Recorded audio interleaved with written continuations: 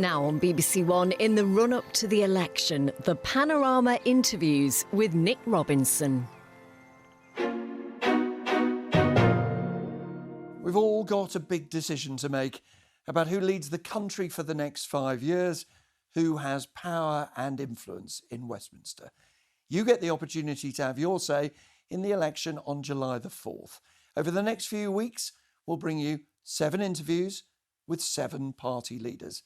Tonight it's the turn of the Prime Minister, Rishi Sunak.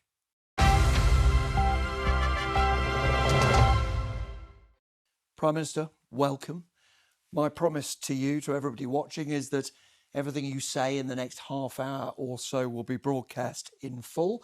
I want to give you, all the leaders I interview, the chance to make your case to people who've got to vote. I simply ask that you try and answer the questions that I ask you. Questions, to be clear, that you have not been told about, that you don't have any advance warning of. Well, good evening, Nick. Nice to be here. Looking forward to it. We're going to talk a lot about policy, a lot about the choice that you think faces people. I want to begin, though, with the fact, to put it bluntly, it does feel for you, doesn't it, rather like it's not stopped raining since the day you walked out of Downing Street to announce this election.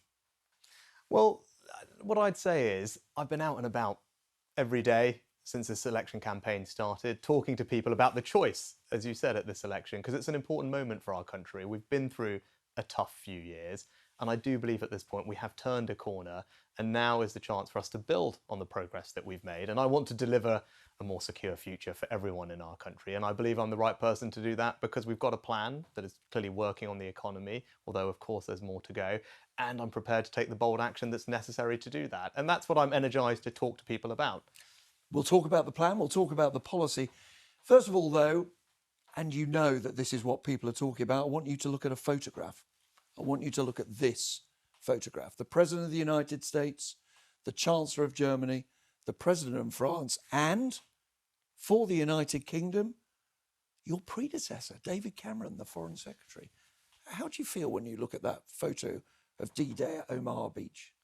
Well, the last thing that I wanted to do was cause anyone any hurt or offence or upset, which is why I apologised unreservedly for the mistake that I made.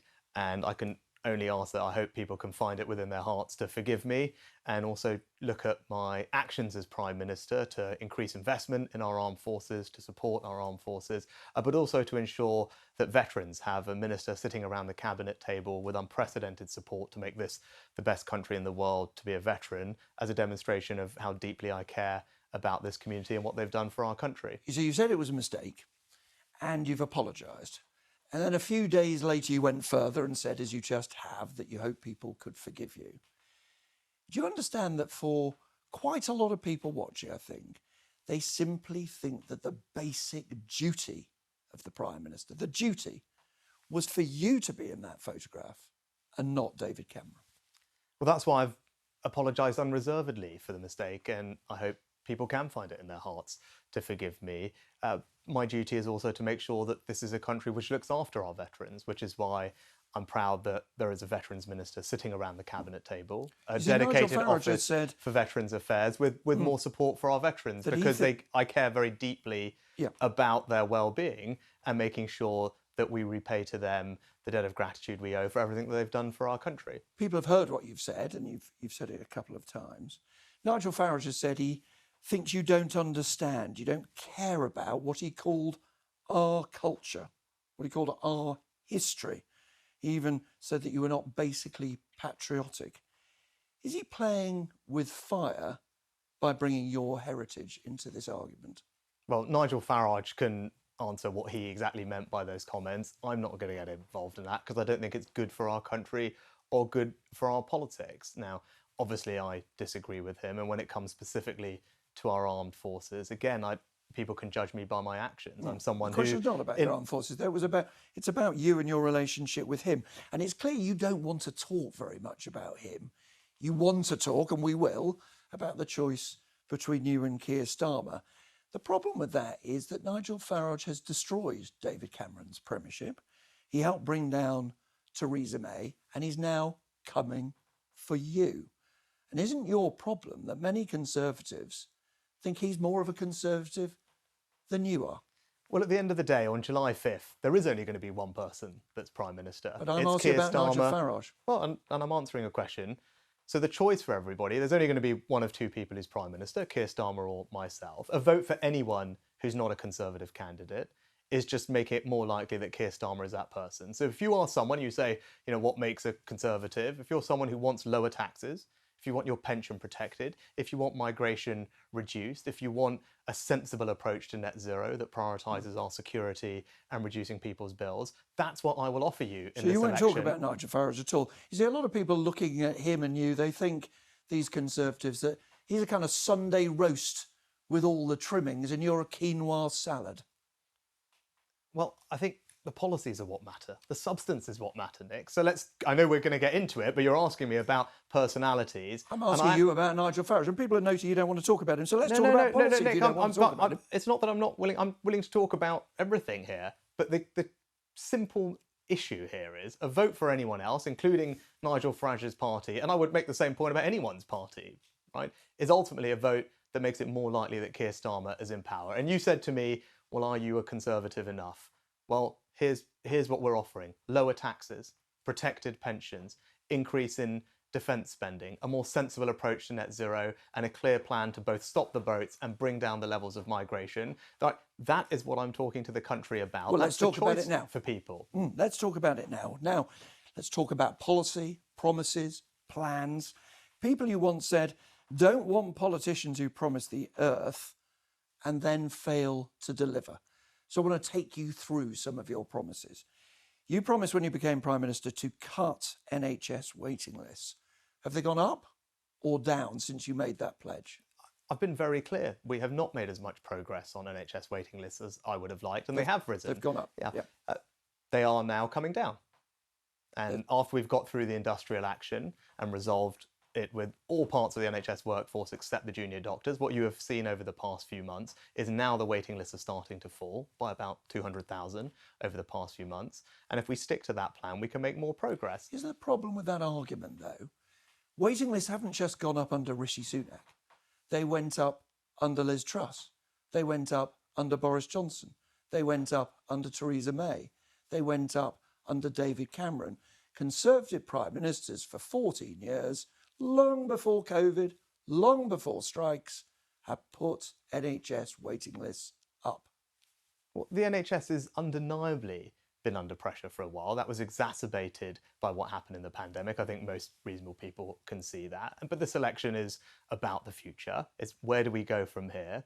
And as I said, we're investing record sums in the NHS, recruiting and training more doctors and nurses, and doing things innovatively, for example, expanding the range of services that people can go and see their pharmacist for. And I'm the son of a pharmacist and a GP, so it's something I grew up with. And what we are doing is saying if you've got a sore throat or an ear infection now, you don't need to get the GP appointment for you or your kids. You can go straight to your pharmacist and get the medicines that you need. That's an example of making care faster for people, and it will make a difference. Now, of course, it will take time to recover from the pandemic, but we are now on the right track. I think the worry people have when they look at that record is they think it's all right for Conservative leaders.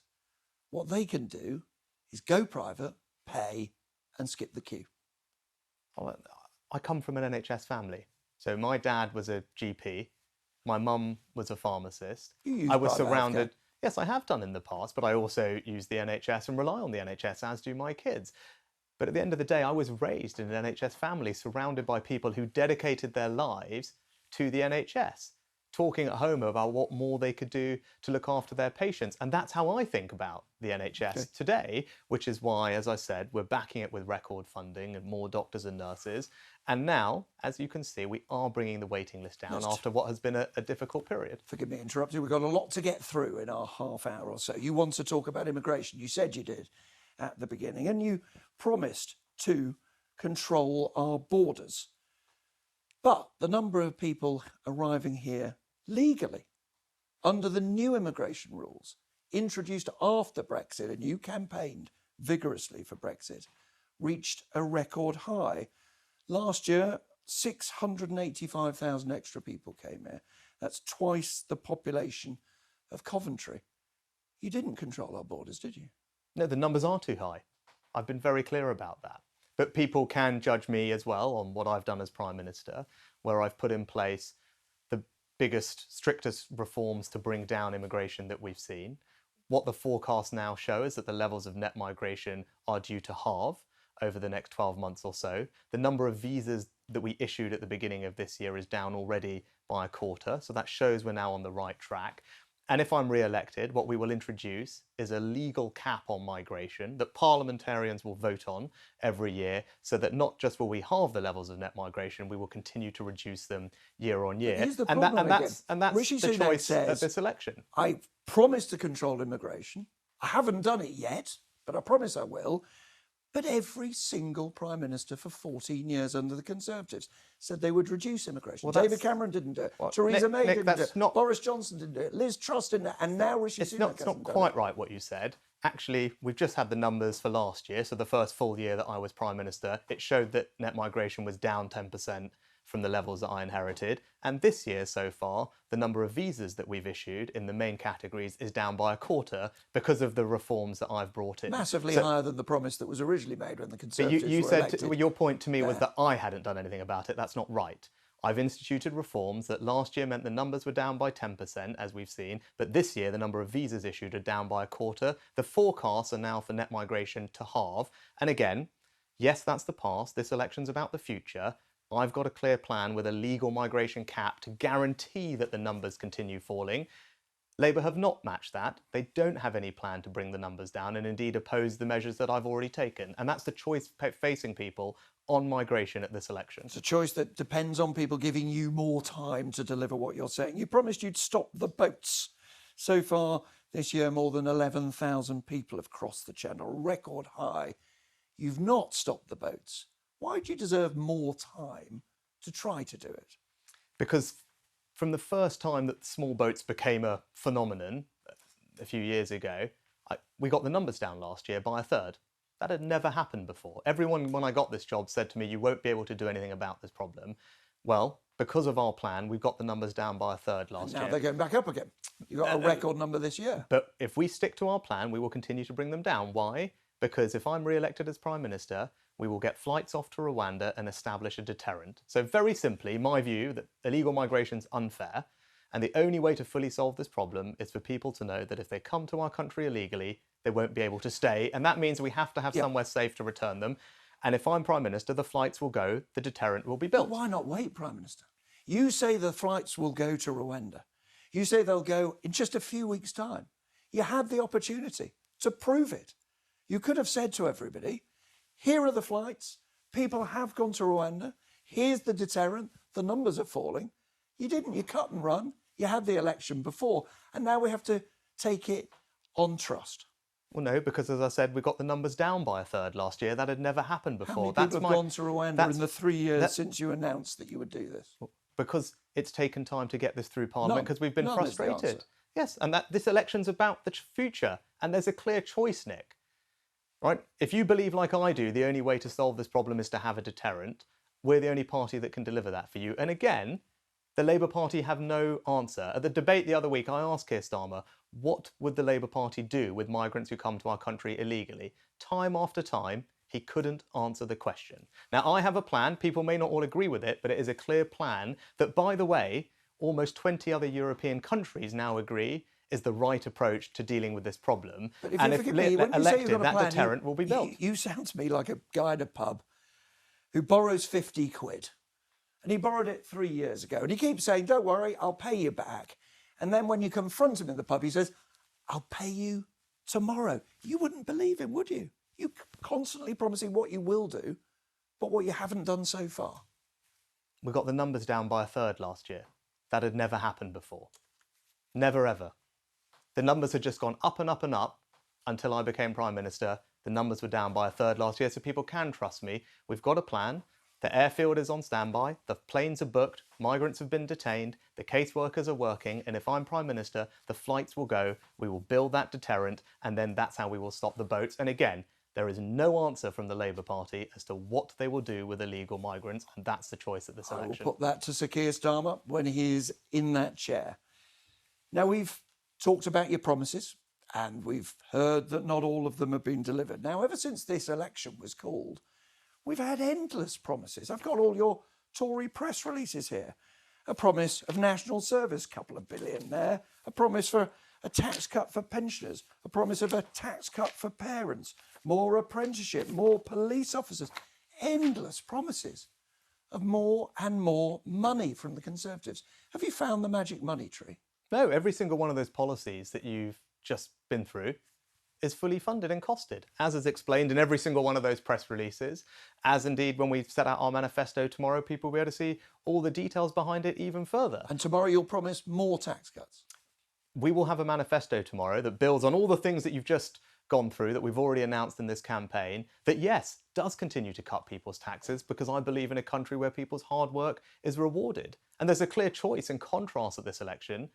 Our party, the Conservatives, are promising and will deliver tax cuts, building on the tax cuts that we have already started to deliver, and have ruled out tax rises. That's not what the Labour Party are doing. They are being open that some taxes are going to go up, but what they're not telling everyone is that there is a £2,000 tax bill waiting for working families across our country if they are elected, and that is the choice for people. We'll come to that disputed figure maybe in a second.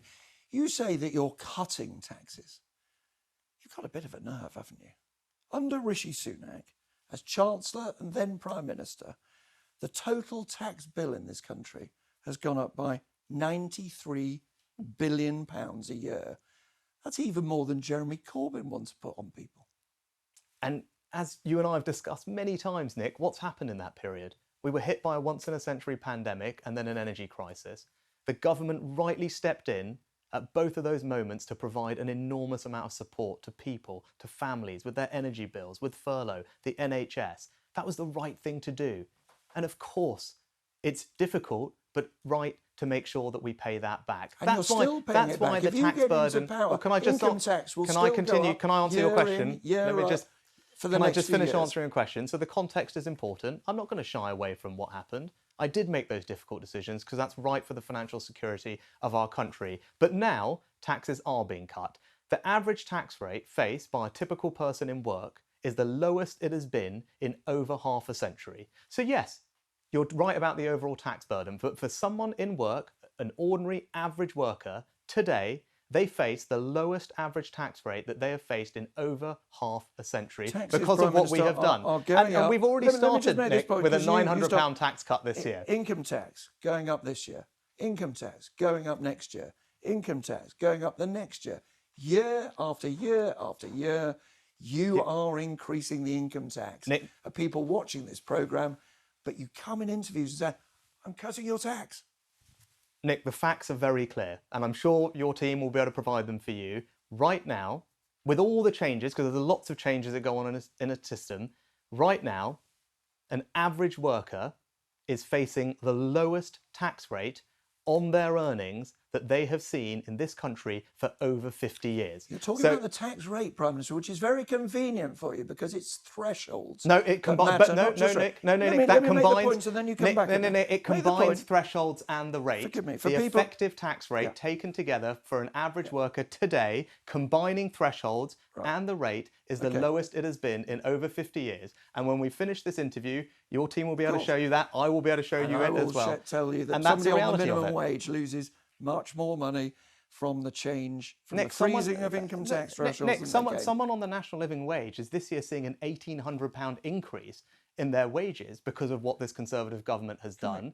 The proportion of people on low pay in this country is the lowest it has been since the records began. Let's just check a So fact. we have disproportionately made sure that those on the lowest incomes are seeing their wages rise the fastest under this Conservative government, as well as cutting taxes for everyone in work. That is what we are doing. You've made your point. 3.7 million more people will pay income tax for the first time because of your policies. 2.7 million extra people will pay higher rate tax because of your policies. So you are increasing some taxes, income tax in particular, while you're cutting national insurance. So let's turn to the Labour Party. You've got a bit of a nerve, haven't you, having a go at the Labour Party? You've raised our taxes by record amounts, £93 billion. You produce some figures, criticised by the boss of the Treasury, criticised by the chair of the UK Statistics Authority, criticised by the former head of the civil service. And yet you come to this interview and you repeat something that you've said that they all think is misleading? Because it's right. And the choice of this election is clear. We are going to keep cutting people's taxes. You'll see that in our manifesto tomorrow. You've seen it in the announcements that we've already made. Labour Party are going to put people's taxes up. We have been through their policies. That independent Treasury officials had costed Labour policies. Yes. Independent Treasury officials didn't produce that figure that you keep repeating. So there are 27 policies, as the letter from the Permanent Secretary... Did they produce that figure, Prime Minister? Let me explain. There are 27 different policies that underpin that figure. Of those 27, 21 are produced by independent Treasury officials, available online for people to see. 3 come from other government sources, 2 come from the Labour Party themselves, and 1 comes from an independent investment bank. Every single one of them is available, transparent, and you top them all up, and it amounts to £2,000 worth of tax rises for every working family in our country. Yeah. When and you that say is the top choice them all up, what you mean in is our when election. Tory researchers top them all up, treat 4 years of figures as if it's 1 year, divide it between all the families, which no economist would ever do. You then produce a Conservative press release, and you claim that it's been produced by the Treasury when it hasn't. 20, it's a Conservative figure. Let's go through it again, Nick. No, there are 27. There are 27. Something else. Well, no, but you've made a point which isn't right. There are 27 figures, 27 policies. 21 of them are costed by the Treasury. 2 of them are from the Labour Party themselves. 3 from government sources, and 1 from an independent investment bank. Okay. You top them all up, divided by the number of households, and that's how you get £2,094 for every working family in our country. And I don't want to see that happen. And that is what the Labour Party will do. Yeah. Okay. That's what a future Labour government has got in store. By the way, let's not run out of time, Robbins. We've other things to talk about. You've made your point. You think it's valid. I put to you that other people do not think it's valid. I will ask Keir Starmer about his tax plans when he's here in a little while. Well, I noticed his spokesman today has ruled out yet again, has been refused to rule out tax rises yet again today. Now, you've also said in the past, you said it on the steps of Downing Street, I'll always be honest with you, you said, about what is needed, even when that is difficult. Will you be honest with people tonight and say, my government will have to, given my plans, cut spending by a significant amount in many government departments? No, that's not what our plans show. And indeed, public spending will continue to grow. It will continue to be at record levels. It will continue to grow ahead of inflation. That's what our plans have. Total government spending. If you spend, as you're promising... No, Do you want me to go through all your press releases? If you spend more and more, what we know is that you'll spend less on certain departments. The head of the Office for Budget Responsibility described government spending plans as a work of fiction. The Independent Institute for Fiscal Studies said you might have to cut £18 billion a year. That's the equivalent of every police force in England and Wales. You're going to have to cut in certain areas, aren't you? No. Because day-to-day public spending, you said overall government spending, actually day-to-day spending on government services under a future Conservative government will continue to increase ahead of inflation. Now, of course, all governments prioritise within that, but what we'd also want to focus on is productivity. Right now, the government is spending more of everyone else's money than it has in a very, very long time. Productivity in the public sector has fallen considerably since COVID. And if we recover just the pre-COVID levels of productivity, so nothing heroic, just as productive as we were before the pandemic hit, you mentioned a figure, that productivity gain is worth £20 billion. So yes, I'm not going to apologise for finding more efficiencies in the public sector, which, by the way, they were performing at just a few years ago, so that we don't have to raise people's taxes and we can continue to cut them. Yes. And that figure is also something that the independent controllers have pointed to as an opportunity for efficiency savings. Here's the difficulty with what you're saying. You're saying to the public, you can have all these goodies, we'll cut your taxes, we'll unveil more tax cuts in our manifesto. Nothing in spending has to be cut at all. That's all increasing at all. You're sounding very like Liz Truss, aren't you? No, not at all, actually, because every one of those policies is paid essentially by 2 things. One is tax avoidance and evasion, which on average over the last 14 years has raised £6.7 billion a year. We're only assuming that we continue to raise 6, so it's a Conservative estimate, and the remainder of the savings come from a reform to the welfare system. Welfare is currently growing at an unsustainable rate. We've set out a comprehensive plan to reform it, to support people into work. Just return things back to pre-pandemic levels would save £30 billion when it comes to ill health. We're not assuming anything like that. just £12 billion. And those two things will pay for all the things that we've just been through. I want to ask you about one other policy area, which has been raised by many of our viewers. It's housing. Many people are forced, even in their 30s, to live at home with mum and dad. They simply can't afford the rent, let alone afford to buy a house. Having your own home has got harder under a Conservative government, hasn't it? It has got harder, and I want to make sure that it's easier.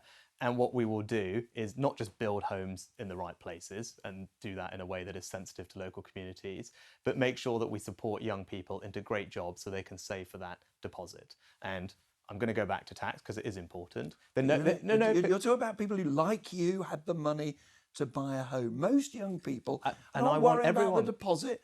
They're not worrying about stamp duty. Actually, they don't want another tax cut. They can't afford to leave the home of mum and dad. No, actually, when I speak to people, it is the deposit, Nick, that is the biggest challenge, because many people earn enough to cover a mortgage payment, but the struggle is saving up for a deposit. That has always, over the last few years, been the #1 challenge. But what will make it harder is saddling young people with higher taxes. I think people working hard should keep more of their money. No young person is going to find it any easier to buy the home that I want them to have to fulfil those aspirations if they're saddled with £2,000 worth of higher taxes from the Labour Party. Now, Prime Minister, we've gone through lots of policy. There's lots of other policy we could have talked about. There'll be other opportunities to do that. But I want to close by asking you whether you really think the Conservatives deserve another 5 years in power. Many viewers have told us, they've got in touch with the BBC and says, nothing works in this country. You can't get a GP appointment, you can't get to dentist, you can't afford somewhere to live, the trains don't run on time, sewage get pumped into the rivers and the sea. Why do you deserve another chance? Well, we haven't got time to go over all the things of the last 14 years. I point out one thing which you failed to mention on your list. Thanks to the Conservative education reforms, our children in this country are not just the best readers in the UK, they're the best readers in the Western world. We've transformed possibilities for young people because of our education reforms, but this election is about the future. And we have been through a tough few years, that's undeniable, but I believe we've turned the corner now. And that this election is about building on the progress that we've made, delivering a secure future for everyone, where their taxes are cut, their pensions are protected, migration is coming down, and we get to net zero in a more sensible way. That's what I offer at this election. I'm prepared to take bold action. I've got a clear plan to deliver that. And in contrast, Labour Party are asking for a blank cheque. They won't tell you what they're going to spend it on, and they won't tell you which of your taxes are going to go up to pay for it. And that is the choice at this election. After 14 years, 5 Prime Ministers, Boris Johnson lying about parties, Liz Truss almost crashing the economy, and you bunking off D-Day, after all the broken promises, you really think you deserve another chance? I've been very clear in the past, no government gets everything right, but I am proud of what has been achieved over 14 years. This election is also about the future. We have a clear plan. I'm prepared to take bold action to cut people's taxes, protect their pensions, and bring migration down. And in contrast, Labour are just going to put everyone's taxes up. That's a choice. Prime Minister Rishi Sunak, thank you for having me. Thank you for joining me.